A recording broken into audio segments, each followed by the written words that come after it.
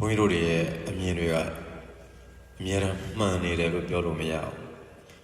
ဘူးဘဝကိုအရွယ်အလိုက်လည်းအမြင်တွေကွာတတ်တယ်ငယ်တုန်းကအရန်ခုံမင်တဲ့အရာတွေကကြီးလာတဲ့အခါမှာဘာမှမဟုတ်တာတွေဘာမှအနစ်မရှိတာလေဆိုတဲ့အမြင်မျိုးနဲ့မြင်လာတတ်တယ်ကလေးဘဝကအရန်ကြိုက်တဲ့အရာကတပြေးပြင်းနဲ့အရွယ်ရလာတော့ကလေးဘဝကကြိုက်တဲ့အရာကိုမကြိုက်တော့ဘူးဖြစ်လာတယ်အဲ့လိုနဲ့ပဲသူ့အရွယ်သူ့ဒေတာအဲ့ဒီဒေတာတွေကိုဆွဲပြီးတော့အစာပိုင်းတော့ကအကောင်းဆုံးလို့ထင်ခဲ့တဲ့အရာတွေဟာ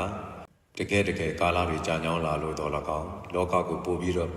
အမြင်ကျဲမြင်လာတဲ့အခါမှာတော့၎င်းဘာမှမဟုတ်ဘူးဆိုတာကိုတွားပြီးတော့တွေ့တယ်ဒေတာဆွဲပုဂ္ဂိုလ်ဆွဲအဲ့ဒီလိုအဆွဲတွေနဲ့ထင်နေမြင်နေကြတာထင်အောင်ထင်မှားတွေဖြစ်နေကြတာအယူအဆတွေကအစဒီအတိုင်းပဲအစာပိုင်းတော့ကဟုတ်ပြီလို့ထင်လာတဲ့အရာကတကယ်ကြတော့မဟုတ်တဲ့အယူအဆဖြစ်နေတတ်တယ်အဲ့ဒီဘာဝတရားတွေရဲ့အမှန်ဆုံးသောယထာဘုဒ္ဓကြအမှန်ဆုံးသောအရာတွေကိုဘုရားရှင်ဟောပြထားတယ်ဒီသဘာဝတရားတွေကသူ့ဘာသူလူလို့ပဲပြောနတ်လို့ပဲပြောစိတ်ချမ်းသာတယ်ပဲပြောစိတ်ဆင်းရဲတယ်ပဲပြောအဲ့ဒီအရာတွေအကုန်လုံးကခဏပဲတည်တယ်ခဏပဲပြတ်တယ်ဒါကမသိတော့အဲ့ဒီခဏလေးတွေနဲ့ပြတ်သွားတဲ့အရာတွေကိုတဘဝစာထင်လိုက်တဲ့အခါမှာ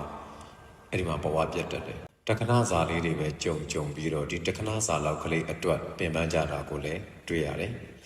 ပြီးတော့အဲ့ဒီတက္ကနာစာလေးပြီးသွားတဲ့အခါမှာဘာမှမဟုတ်တာကိုလည်းပဲတွေ့ရတတ်တယ်နောက်ပြီးဒီတက္ကနာစာလေးတွေအတွက်ပဲပြန်ပြီးတော့ခုံမင်စွာနဲ့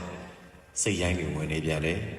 ပြီးရင်အဲ့ဒီတက္ကနာစာကိစ္စတွေကောင်းတဲ့အလုပ်ပဲဖြစ်မကောင်းတဲ့အလုပ်ပဲဖြစ်ပြီးသွားရင်မေ့သွားကြတာပဲ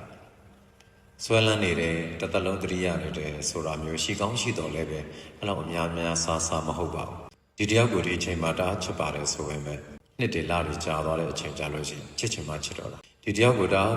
ဆွဲလန်းပါတယ်ဆိုပေမဲ့အဲ့လိုကာလတွေကြာသွားတဲ့အခါမှာဆွဲလန်းချင်မှဆွဲလန်းတော့တာဒီတယောက်ဒီကိုယ့်အတွက်အားကိုးရလို့ထင်တာပဲမဲ့တကယ်တမ်းကျတော့တစ်ချိန်ကျတော့အားကိုးရမဟုတ်ဘဲနဲ့ကိုယ့်အတွက်အနောက်အရှက်တရားလို့မြင်လာတဲ့အခါတွေလည်းရှိတတ်တယ်တကယ်တမ်းဆိုရင်တော့လူတွေအများကြီးနဲ့အလုပ်တွေလုပ်ကြလုပ်ပြီးတော့အခါဒီကာလကိုကြော်သွားကြတော့တိတ်ဆိတ်ပြီးဘာမှမဟုတ်တော့ပြန်ဘူးဒါကြလူတွေနဲ့ယုံနဲ့နေလိုက်ကြပြီးတော့အခါကျတော့ကိုတယောက်တည်းပဲခြံခဲ့ပြန်ရောအလုပ်တွေအများကြီးလုပ်နေပြန်ရောလုပ်ပြီးတော့ပြီးတဲ့အခါကျတော့ကိုတယောက်တည်းပဲခြံခဲ့ပြန်ရောအဲ့လိုမျိုးတွေကိုတပြေးပြင်းနဲ့ကြားလာရင်သိလာလိမ့်မယ်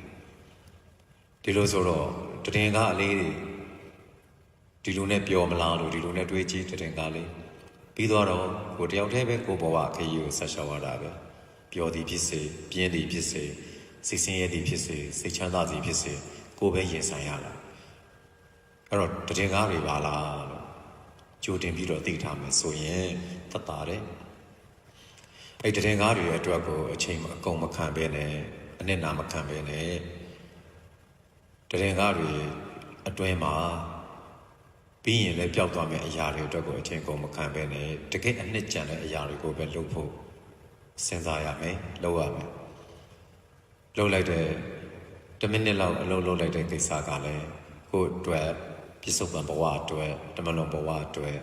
အနှစ်ရှိတာတစ်ခုဖြစ်ကြံခဲ့ရမယ်အဲ့ဒီလိုတည်ငါလောက်တွေပဲသွားပြီးတည်ငါလောက်တွေပဲဆက်ဆံကြ၍တည်ငါလောက်တွေပဲချီးကျူးကြတည်ငါလောက်တွေပဲကဲ့ရဲ့ကြဆိုတဲ့လောကကြီးကိုရင်ခုန်မနေပဲနဲ့ကဲ့ရဲ့သည်ဖြစ်စေချီးကျူးသည်ဖြစ်စေကိုယ့်အတွက်ပြစ္ဆုတ်ပံဘဝအတွက်ကောတမလွန်ဘဝအတွက်ကောအနှစ်ရတာတစ်ခုခုကိုရလိုက်တယ်ဆိုရင်ဒါအတိပဲရှိတယ်အဲ့တော့ခဏကြာရင်ပျောက်သွားမဲ့တည်ငါတွေကိုရင်ခုန်ဆွဲလန်းမှုတွေမဖြစ်စေဘဲနဲ့ခဏကြာရင်ပျောက်သွားမဲ့တည်ငါတွေထဲမှာပဲအနှစ်တည်းစုဖို့ကြိုးစားပါလို့ပြောချင်တယ်ကဘာသူကဘာသားအပေါင်းကိုရရှိထားတဲ့စက္ကန့်တိုင်းမိနစ်တိုင်းဟာရွှေထက်အဖိုးတန်တဲ့စက္ကန့်မိနစ်တွေဖြစ်ပါစေလို့ဆုတောင်းပေးလိုက်ပါတယ်အားလုံးကျမ်းမှာချမ်းသာကြပါစေ